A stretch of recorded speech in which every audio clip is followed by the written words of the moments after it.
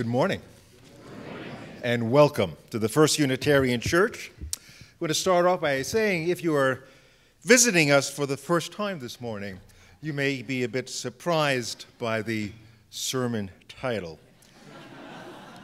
Although it's not exactly a theological term, it is descriptive in its own right. I assure you that this morning does represent a departure from the norm. We usually adhere to a more formal decorum. Yes, the word is extremely offensive. It's offensive to me and probably to a lot of folks, and I don't know what possessed me. It could have been some intoxication from the approaching summer. It could have been a restlessness during 17 straight days of rain. But whatever, I found the response prior to the sermon very, very interesting. It covers all sorts. But as offensive as it may be, it does touch upon a certain genre of people and allows us, once we get past the term, allows us to really explore something that we are perhaps too hesitant to delve into. Let me just give you an example, a very recent example. A couple of weeks ago, a news report in the Salt Lake Tribune takes place in Yellowstone National Park. And there is a bridge, kind of a natural bridge, and on that bridge is a black bear with her cubs. At the end of the bridge, all these tourists who are, snapping pictures, and they got their phones up and all this kind of stuff, and the park ranger comes along and says, look, you got to move, folks, you got to move, you got to let the bear cross the bridge. And they totally ignore the park ranger. They just stay there, and they're taking the pictures, and the park ranger's getting a little bit. He says, you got to move because the bear has the right of way. Move, move. Nobody budged an inch. The bear, getting a little frustrated, and the cubs started to kind of move around a bit, and the bear kind of had to go back and get the cubs under control, and then started not exactly charging the crowd, but moving aggressively towards the crowd. And then they all went, oh dear, and they just screamed, and they're worried. And then they interviewed the park ranger, and they said, the question was, what gives? And the park ranger, I don't understand these people. They're well, how would you describe them?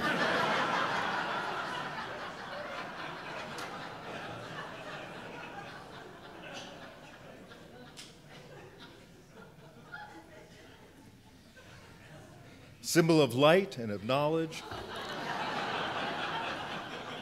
Symbol of warmth and freedom. We light this chalice as a symbol of our faith. Here we gather to celebrate hope and the infinite possibilities of love. May we open our service turning our hymn books, please, to number 21.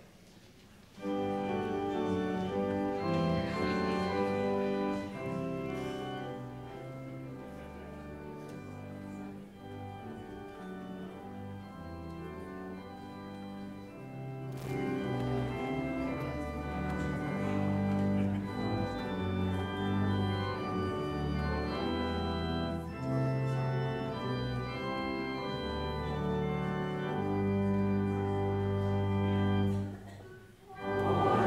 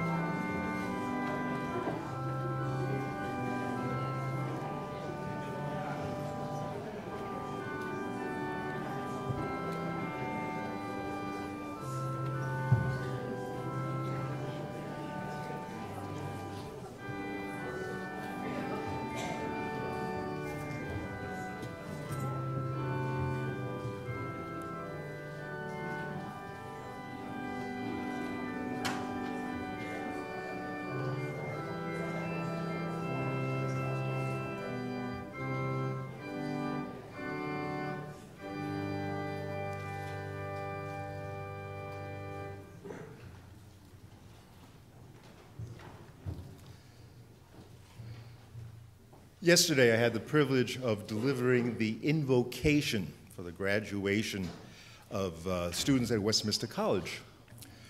There were 900 students graduating, and we filled the Maverick Arena 12,000 strong. It was the largest group I ever spoke to. And when it was all done, the only comment I got was, well, that was different.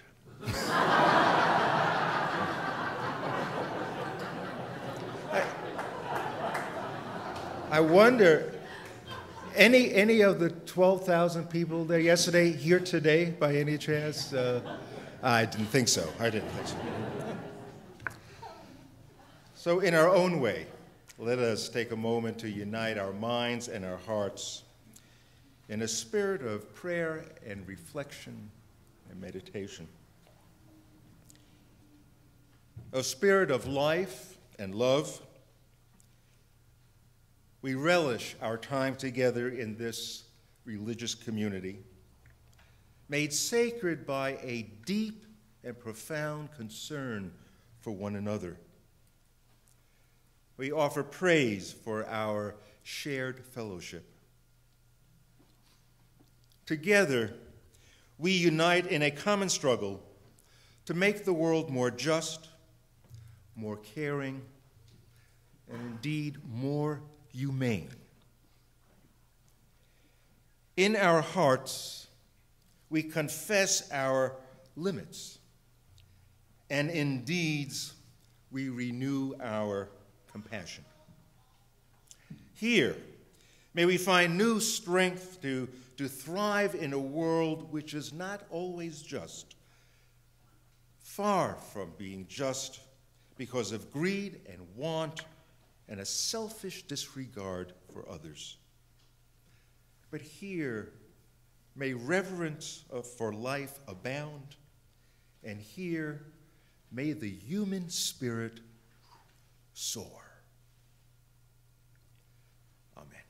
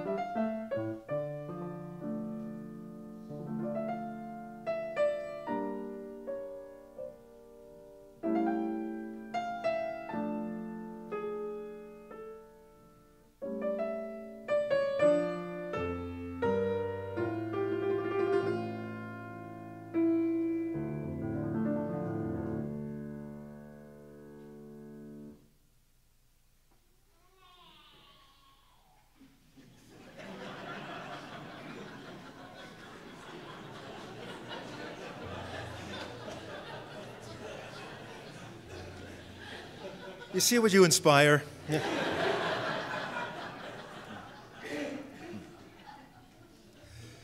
There's a absolutely fabulous bookstore in Point Reyes in California, north of San Francisco, about an hour or so, that Mary and I frequent every time we're in that area. We spend far too much money in that bookstore, but they really have a certain knack. And last time I was there, that was recently, a book facing out was called Assholes, with a little asterisk, a theory. And I was shocked. I said, my goodness, but you know, it's like it was like a magnet. I was drawn to it, and I was a little cynical about it, and then learned that the author, Aaron James, received his doctorate in philosophy from Harvard University, and that he was currently teaching philosophy at UC Irvine. I thought, well, okay, those are pretty good credentials. And then I noted that the book was a New York Times bestseller. I thought, oh, that seems to be a topic that interests a lot of people.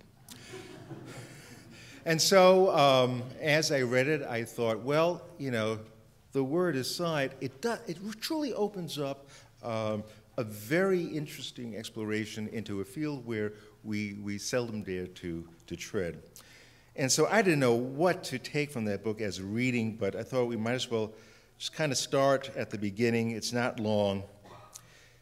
But it begins by saying that in the summer of 2010, Stanley McChrystal, U.S. Army general and Afghan war commander, reportedly trashed the U.S. civilian military leadership, in effect forcing President Barack Obama to ask him to resign. The display of disrespect was striking, but more telling were the details about McChrystal's handling of smaller matters. According to one story, McChrystal was once surprised by his chief of staff that he was obliged to attend a dinner in Paris with NATO allies, if not to shore up flagging support for the war, then simply because, as the chief of staff put it, the dinner comes with the position, sir. McChrystal held up his middle finger, retorting, "Does this come with a position?" For brazen disregard, General McChrystal pales in comparison to another general, Douglas MacArthur. During the Korean War, MacArthur was a law unto himself in matters both big and small. He quarreled defiantly in public with President Truman, agitating for nuclear war. In their eventual confrontation at Wake Island, MacArthur went so far as to arrive first and then order the president's approaching plane into a holding pattern. MacArthur's commander-in-chief would thus arrive on the landing strip, appearing to be MacArthur's supplicant. In explaining why he subsequently relieved MacArthur of his command, Truman said, "I fired him because he wouldn't respect the authority of the president. I didn't fire him because he was a dumb son of a bitch, although he was. But that's not against the law for generals." Truman was arguably pulling his punches. He could easily have called MacArthur an asshole. Now, this is important. I'm going to kind of go back in the sermon on this one part. He says, a person counts as an asshole when and only when he systematically allows himself to enjoy special advantages in interpersonal relations out of an entrenched sense of entitlement that immunizes him against the complaints of other people. Now, because assholes are by and large men, I use the masculine pronoun, he says, but women can be assholes as well. I suggest you just think of Ann Coulter.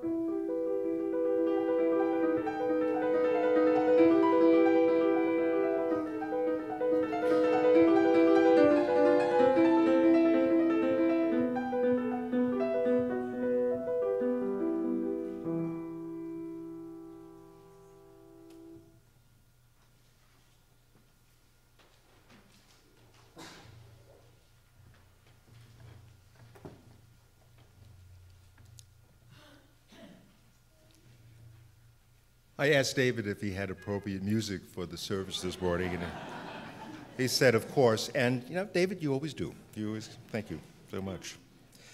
So in seriousness, and we do this ritualistically every Sunday morning, we ask those who are here for the very first time to please stand so we can identify you and make you feel comfortable. Thank you. Anybody else here for the first time?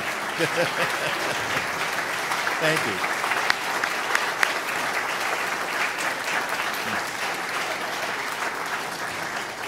Thank you very much. Thank you very much for being with us this morning, and I hope we see you again.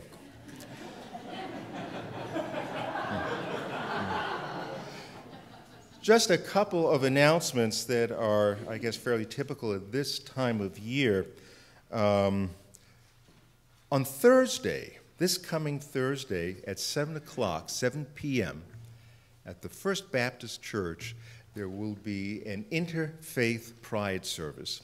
And this has been a celebration that has grown immensely through the years. And fortunately, it's going to be at the First Baptist Church because that church does hold 800. I don't know if 800 will be there, but we're really going to fill the place. And to show your support for the interfaith pride community, come this Thursday, 7 p.m. And then on Sunday, we will have a shortened service, and I want to make it clear that it's going to be at 8:30 in the morning. Following this abbreviated service, we will then all have a quick cup of coffee and then head down to join our fellow UUs and everybody else in Salt Lake City, and that number is growing quite a bit for the parade. So next Sunday, please come at 8:30. We'll have a relevant subject matter, and then we'll be able to join together as we go to the Pride Parade. And then, good heavens, the Sunday after that, the 14th, our end-of-the-year church picnic. It's a splendid time for us all to gather, and I really want to encourage people who are relatively new or brand spanking new to this church. It's not just a picnic for people who've known each other for 20 years. It's really a very warm, open invitation to just expand the sociability of this congregation, and it's informal. Bring blankets. It's a lot of fun, and of course bring the kids and pets too. They are all invited. You will note in your order of service the program for Summer Forum. And once again, thanks to Harold Strong, the program is going to be magnificent. And so I am indeed very grateful. I think we all should be for Harold putting together a year after year just a magnificent program. And so make sure you take a look. The dates, if you're going to be in town, come to church.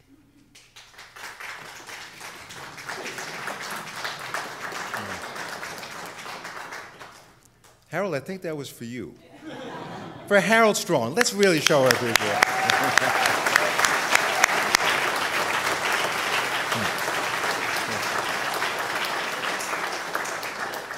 And with that kind of enthusiasm, the offering will now gratefully be received, a chance to greet one another and bid each other a good morning.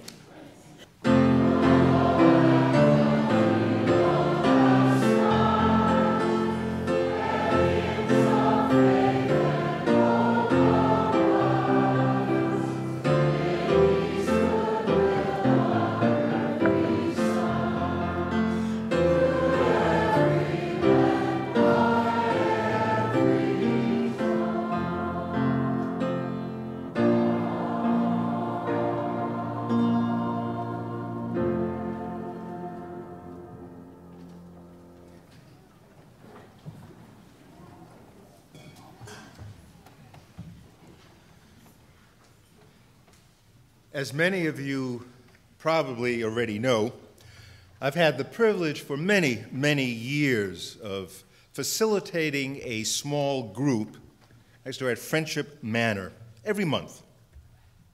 Friendship Manor, in case you don't know, is a retirement home, and not all of the 8, 9, or 10 seniors who who gather there monthly with me are Unitarians, but they come bearing liberal stripes. As we meet on the lower level at Friendship Manor, it has the feel of something subversive, a mecca for the elderly, progressively minded population. Now, over the time, over the many years, we have all aged, and the group now has 4 members in their 90s. On my last visit, our check-in was kind of interesting. One of the 90-year-olds shared that she was glad that Lent was over. "Oh," I exclaimed, did you give up something pleasurable to which you can now return?" No, she said, I don't give up anything for Lent. Instead, I take on something harsh, something punishing. It helps cleanse the soul. "Well, okay," I asked, what did you take on?" And she explained that all through Lent, she forced herself to watch Bill O'Reilly. That's funny.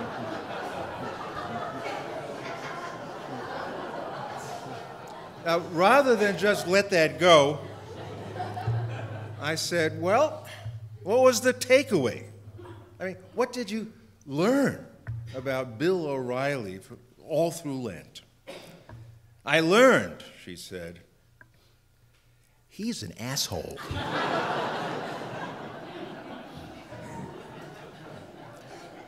So if I had any reservations about today's sermon, she helped relieve me of my anxiety. Asshole is not just a slam against someone or a put down. It represents a very specific psychological profile, one which needs little explanation.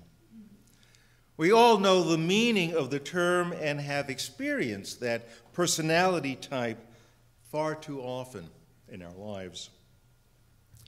We got to note right from the beginning that the asshole is not a psychopath.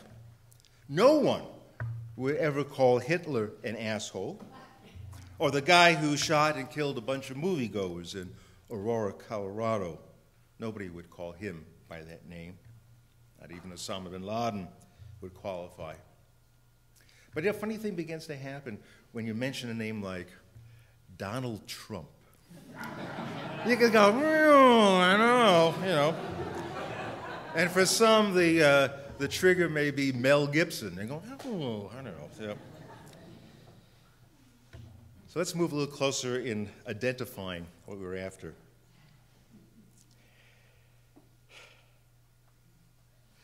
Everyone in this chapel can certainly identify the names of those who rub them the wrong way in a peculiar way.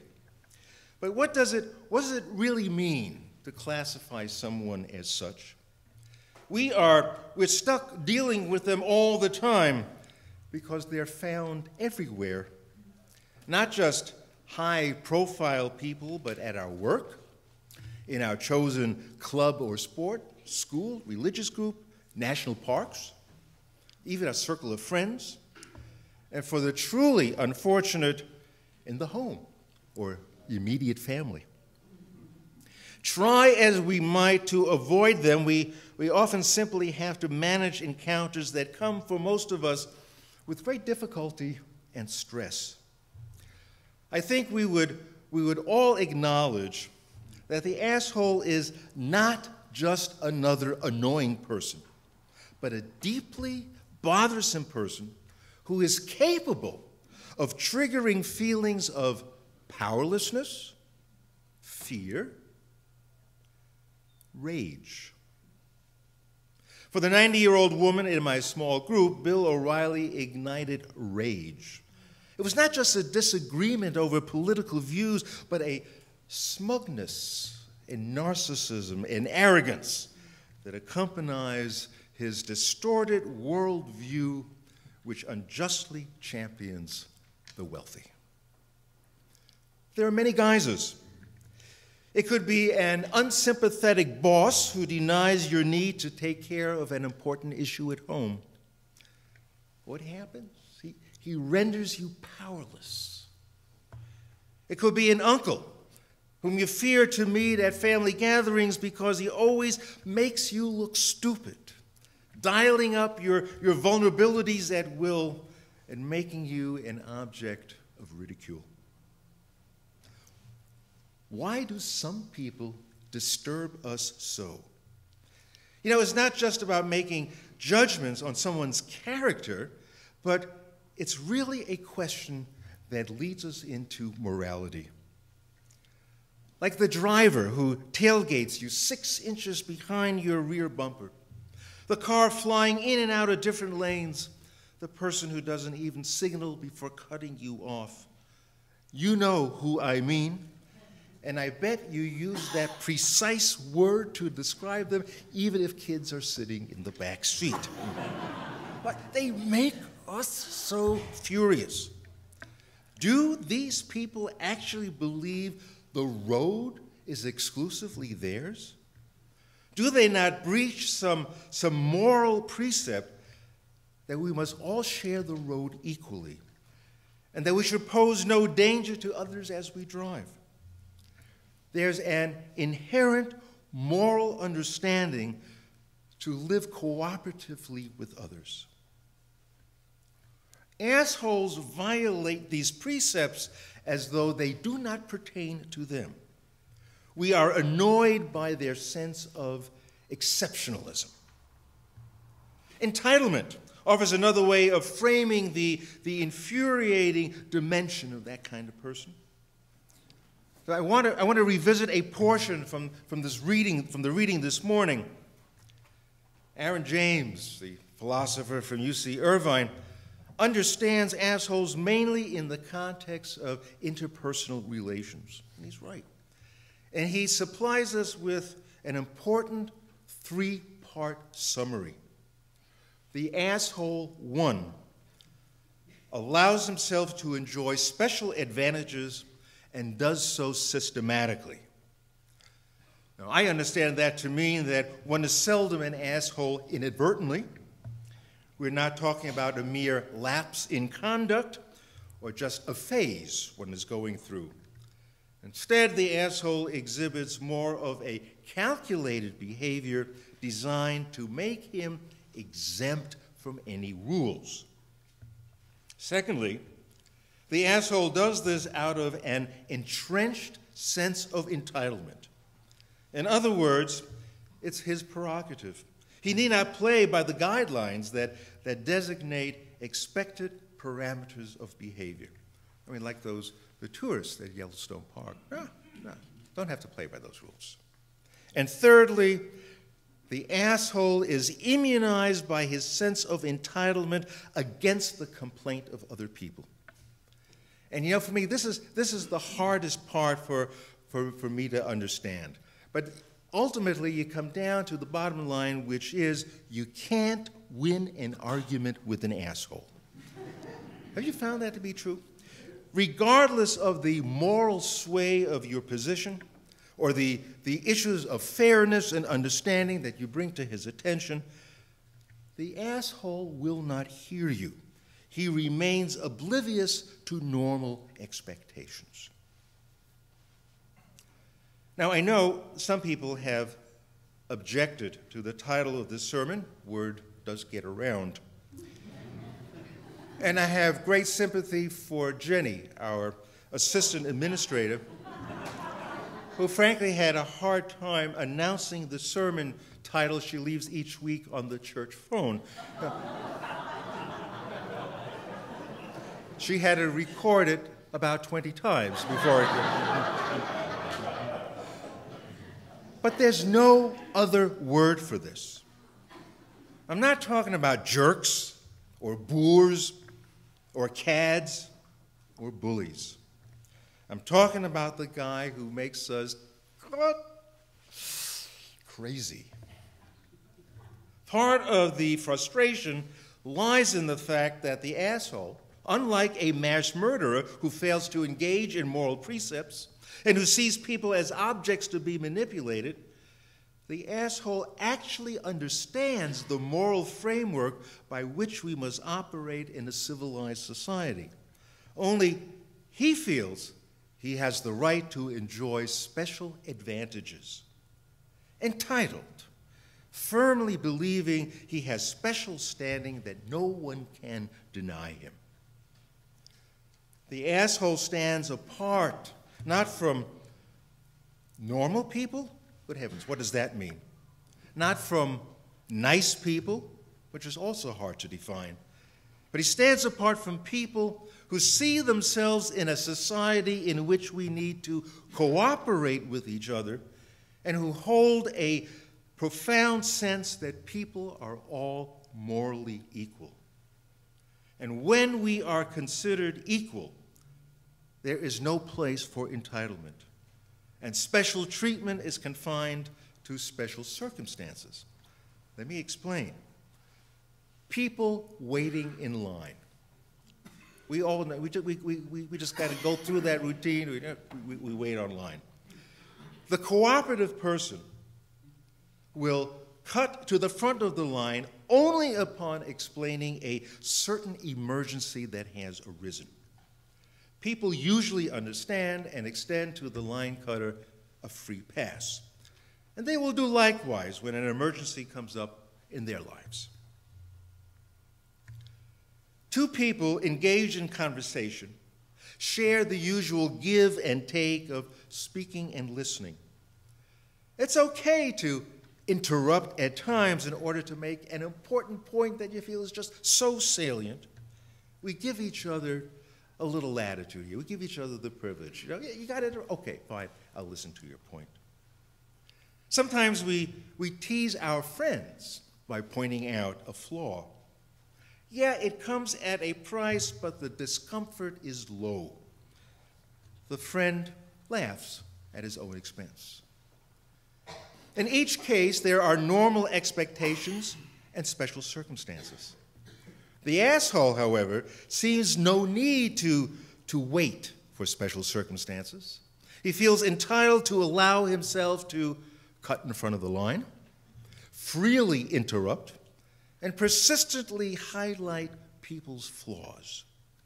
His circumstances are special in each case, in his view, because he is in them. If one is special on one's birthday, the asshole's birthday comes every day. Now let me pose a typical Unitarian question. Is it our place to judge others? Our first UU principle dictates that we honor the inherent worth and dignity of all people. In judging someone to be an asshole, do we, in effect, appoint ourselves to a high court, which in itself is an asshole move?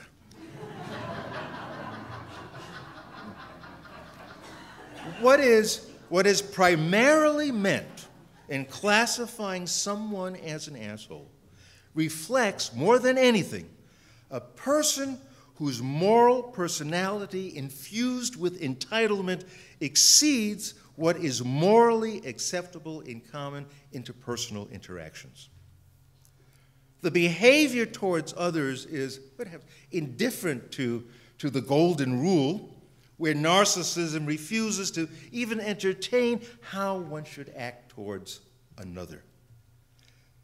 Now, this still may seem rather subjective, and of course the old biblical injunction about casting the first stone may force us to pause before labeling someone with such an offensive label.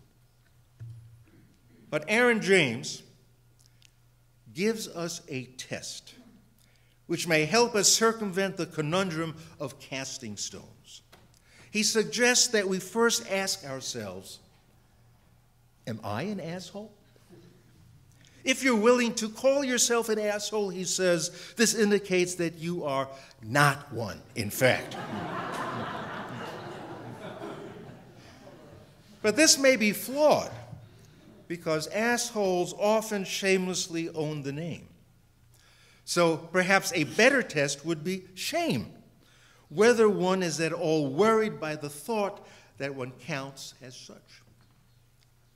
An asshole? Me? Really? Prompts a sense of shame, which somehow sparks a need to take stock and reflect. It indicates that you're probably not one, because it contrasts with me, an asshole? Whatever. Interesting distinction. I think the most succinct and reasonable definition is simply one who feels the normal rules of social engagement do not apply to him. The normal rules of social engagement do not apply to him. It could mean exempting himself from the expected rules of engagement in a boardroom, at a dinner party, within a family, a social organization, a church, a sporting event. There are unlimited opportunities for an asshole to breach the expectations of living in a society cooperatively. Special privileges and entitlement preclude the basic social contract that assumes we are all moral equals.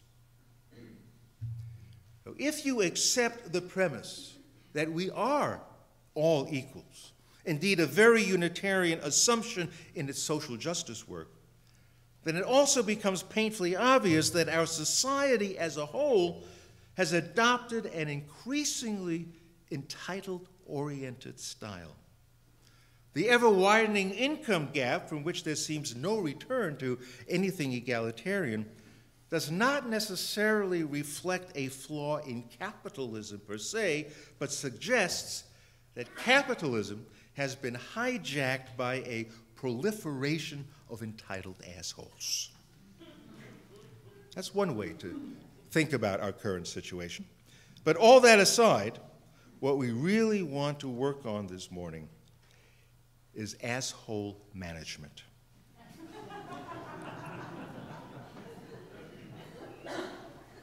How do you deal with them? I tell you, the prospects don't look encouraging. It certainly isn't easy. How should we respond to the annoying guy who has just interrupted us for the 10th time, who has woven across so carelessly across 3 lanes of traffic? First off, we feel forced into one of 2 unpalatable responses: a demeaning acquiescence or an ineffectual fit of rage. These are not great choices. We don't want to allow ourselves to be taken advantage of, and fighting back is an exercise in futility. No amount of protest will get the true asshole to listen. Poor advice would include, hey, the guy's just an asshole. Just give him what he wants and be done with it, and move on. But realistically, the asshole won't leave you alone. Of course, we have the option of thinking about the day of judgment and the asshole's life for the rest of eternity. But though appealing, it doesn't hold much weight for Unitarians. It's important for us to understand that exacting some kind of retribution is very natural, but we need also to remind ourselves we don't have to stand up to every asshole. It isn't worth it to fight every good fight. You have to pick your battles. And there are far better things to do with your time than to engage in warfare with someone who won't even listen in the first place. Aaron James tells us, and by the way, the author of this book got involved in this topic because he is a surfer. And there's a certain kind of rule in the ocean there. When you surf, you know, especially if you're in a group, you kind of allow a courtesy to the others to grab, get hold of the wave and take the ride in. But when he noticed that there were some real rude people there who he defines accordingly. It's because they simply refuse to surf by the rules. Who were they? So exempt from it all? No. He said, not out in the ocean where you have to live in a more cooperative spirit. He tells us an interesting thing about asshole management, and that it is akin to the martial art of Aikido, which allows one to absorb the force of one's attacker by turning his own momentum against him in order to protect oneself. Like asshole management, Aikido cannot be fully grasped by any set formula. It must be learned in practice, usually over many, many years. So you may want to take the necessary time to work on asshole management to perfection. That's fine. But I would humbly suggest taking on a greater perspective. When you think about it, life only affords you so much time. And there are better things to do, sweeter spots to hit, than perfecting this particular management style. And I recommend this because for all our efforts, the asshole will, in all likelihood, never change. We can despair about that or lead good, productive lives in spite of it. It's one of those givens in life that feels unacceptable and which deserves an immediate response when we are confronted. But why the fruitless striving to reform this kind of person? The problem of entitlement is the problem of the human social condition. And you can read about it in sacred scripture, and we see examples of it in our lives today all the time. That's the way it is. Always was. Always will be. It's probably part of our dance with life. Speaking of dance, let it be a dance. Let us turn to hymn number 311.